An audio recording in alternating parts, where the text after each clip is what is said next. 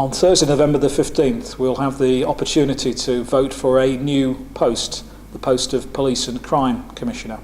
In the West Midlands, I'm standing as the Labour candidate. I'm not standing on the basis that I think this is a wonderful new post that will transform local policing. In fact, the reverse may be the case. This potentially could undermine the many significant achievements of West Midlands Police and British policing. Like me, I suspect you feel that if there was over £100 million to spend on policing, you would prefer it to be spent on frontline policing, not on a new class of politician. I'm standing because this is a very risky post, and the post has a recklessly short transition period from the current police authority. On November the 22nd, the Police and Crime Commissioner will be expected to take over, and within 21 days will be expected to set a budget which will make key decisions such as whether to preserve the post of Police Community Support Officer, how to cope with the biggest ever cuts in the history of West Midlands policing, whether to sign up for the biggest privatisation in the history of policing nationally. These are key decisions that do need to be made, and need to be made by someone who isn't learning on the job.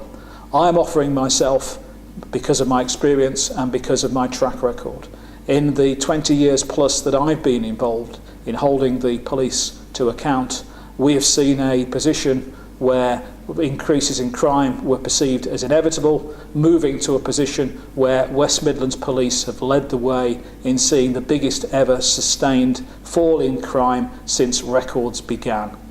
I didn't do that single-handedly. That was due to the dedication and professionalism of police officers and staff showing innovation, commitment and dedication to actually drive those crime levels down. I hope I played my part in ensuring that the right senior officers were selected, they were given the right resources to do the job, and they were told how to engage fully with the local community.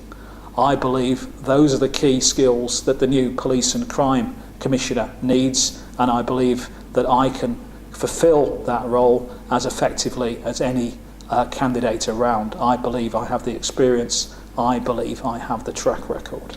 I am particularly proud of my national role in the development of both neighbourhood policing and local partnership works. That was one of the key drivers in the many successes that we have achieved over the last 2 decades. I think those successes are put at risk by the proposals of the Conservative government. I am personally dedicated to preserve neighbourhood policing. I'm wish to preserve local partnerships. I'm committed to preserve the post of Police Community Support Officer. I want to ensure that decisions made at local level will continue to be made by local people. I don't wish to see West Midlands dictating from Lloyd House. I wish to see policy maintained in our local neighbourhoods, our local boroughs, our local cities by local people. I will be devolving back expenditure for community safety back to local people for them to decide what their local priorities are. I will be abandoning the Tory-led proposals for the privatisation of policing. There is no evidence that they will result with any savings. In fact, the recent debacle over G4S suggests they are very risky indeed.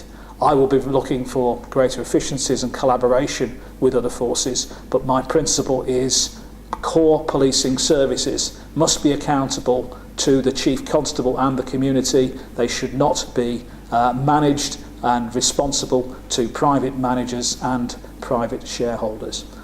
I intend to build on the best traditions of British policing, not to undermine them. If you agree with that principle, perhaps you will consider voting for me on Thursday, November the 15th. This is a crucial election. Please make your vote count.